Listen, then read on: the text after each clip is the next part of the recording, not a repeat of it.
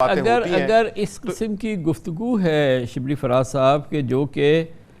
مثال کے طور پہ میں بات کر رہا ہوں کہ جس میں کہ بات ہو رہی ہے پاکستان کے عوام کو بے وقوف بنانے کی یا کوئی ایک ایسی بات کرنے کی جو اس کا وجود نہیں ہے اس کو پلے اپ کرنے کی،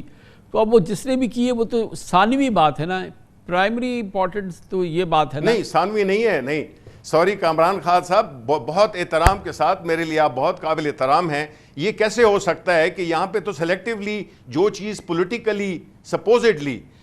اس وقت کی حکومت کو سوٹ کرتا ہے تو وہ تو آپ نے ریلیز کر دیں، اور اس کا مطلب ہے جو ہمارے دشمن ہیں، جو ہماری، یہ تو نیشنل سیکیورٹی کا ایک ایشو ہے، اس کو تو آپ انڈر پلے نہیں کر سکتے ہیں کہ چونکہ وہ عمران خان ایک پرٹیکولر سبجیکٹ پہ بات کر رہے ہیں اور سپوزڈلی میں اس کی تصدیق نہیں کر رہا ہوں، تو وہ چیز اہم ہے یا یہ چیز اہم ہے کہ جی گھر میں کون گھسا تھا، کس طرح کی یہ اور کتنی انفارمیشنز، ہم ایک اٹامک پاور ہیں کامران خان صاحب، یہ کوئی 22 کروڑ کی عوام ہے، ان کا نمائندہ اس آفس میں بیٹھتا ہے، وہ جو بھی ہو، چاہے عمران خان ہو یا کوئی بھی ہو، تو اس کی وہ انفارمیشن تو شبلی صاحب اس صورت میں پروٹیکٹڈ ہے کہ اگر یہ پاکستان میں ہی کسی نے، پاکستان کی ہی کسی ذمہ دار نے اس کو ریکارڈ کیا ہے تو وہ تو اس کو محفوظ بنا لے گا نا، وہ تو پھر نہیں جانے دے گا۔ یہ تو اس صورت کی آپ بات کر رہے ہیں، آپ اس مفروضے کی بات کر رہے ہیں کہ کسی غیر ملکی طاقت نے ریکارڈ کیا ہے۔ ایک لمحے کے لیے سوچ لیجئے کہ غیر ملکی طاقت نے نہیں کیا تو اس قسم کی جو امپورٹنٹ بات ہوگی وہ اس کو تو ریلیز نہیں کریں گے نا پھر۔ نہیں دیکھیں سر، یہ بات ہم نے، یہ تو سب جگہ پہ معلوم ہے کہ جو 8 GB کا ڈیٹا ہے وہ پورا ہیک، یہ ہیکر نے کیا ہے سپوزڈلی، رائٹ؟ تو اس کا مطلب ہے کہ 108 گھنٹے کی 8 GB کی گفتگو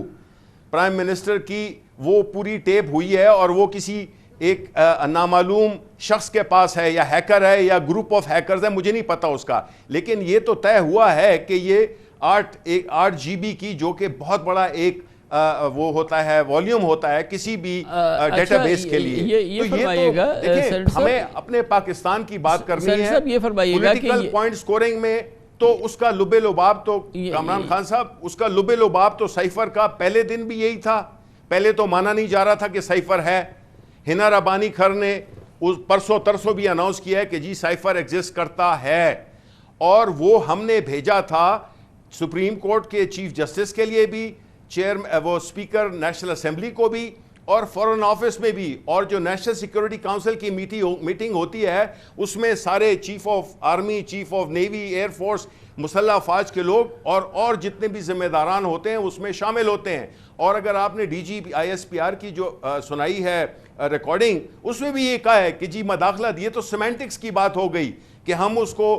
سازش کہتے ہیں، کوئی اس کو مداخلت کہے، یہ تو سیمینٹکس کی بات ہوئی، لیکن فیکٹ تو یہ ہے کہ اس کی جو مندرجہ ذات ہیں وہ آج بھی محفوظ ہیں، تو اس میں تو کوئی وہ ہونی چاہیے ہی نہیں، اس میں تو کوئی بحث ہونی نہیں چاہیے۔